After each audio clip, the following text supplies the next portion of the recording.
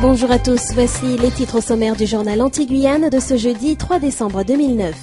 En Guadeloupe, pour dire non à la réduction des effectifs et à la culture du chiffre, des agents de la police nationale se sont rassemblés devant la sous-préfecture de Pointe-à-Pitre. En Martinique, la DSDS appelle la population à se faire vacciner avant l'arrivée de la seconde vague de l'épidémie de grippe A H1N1. 90% des Martiniquais ne seraient pas immunisés.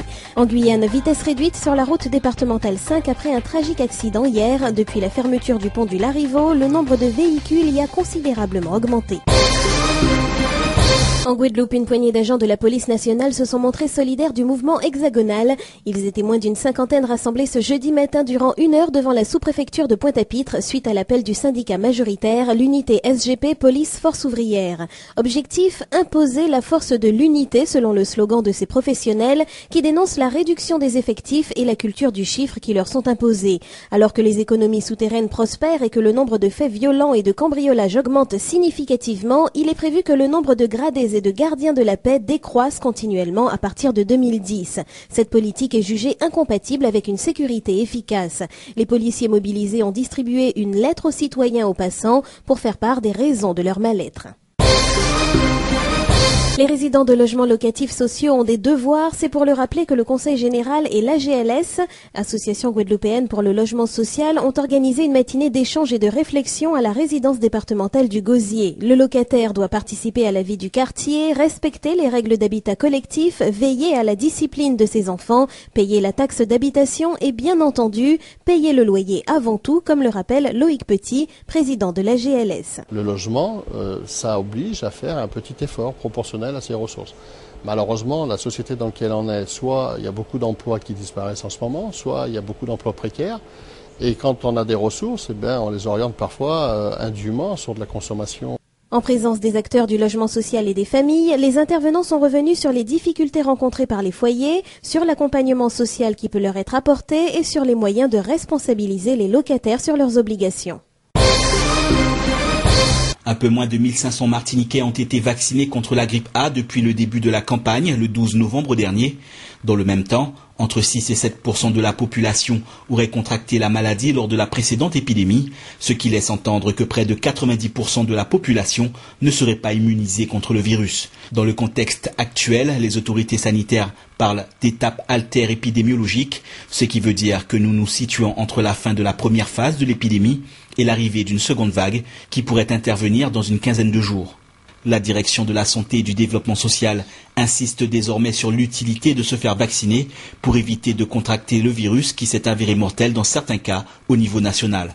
À l'heure actuelle, 6 centres de vaccination sont ouverts au public, mais force est de constater que l'affluence reste plutôt réduite. Sans doute après l'accident qui a fait 1 mort et 1 blessé grave hier au carrefour du Galion, le Conseil général a décidé de prendre des mesures liées à la circulation sur la route départementale 5. C'est ainsi que la vitesse est désormais limitée à 70 km/h entre le carrefour Galion et l'embranchement de la route de Montsinéry. De même, il ne faut pas dépasser les 30 km/h pour franchir les ponts. Depuis le contournement rendu obligatoire par la fermeture du pont du Larivot et le passage par la RD5, le nombre de véhicules a considérablement augmenté dans les deux sens entre Macoria et Cayenne, mais surtout en direction du chef-lieu. En dépit de l'état chaotique de certaines portions de route, les automobilistes n'hésitent pas à rouler à vive allure pour franchir au plus vite les différents ponts, en particulier celui de la rivière aux Cascades, le pont de la rivière aux Cascades qui peut désormais supporter le passage de véhicules de 19 tonnes. Les météorologues dressent un bilan relativement calme de la saison cyclonique qui s'est achevée et parlent de 9 cyclones nommés, décomposés en 6 tempêtes et 3 ouragans. Il semble que cette saison restera dans les annales puisque la moins intense depuis 1997. Il est vrai que ces 10 dernières années, l'on enregistrait une moyenne de 15 phénomènes tous les ans, pratiquement. Il faut aussi noter la faible quantité de pluie tombée sur notre île au cours de ces derniers mois.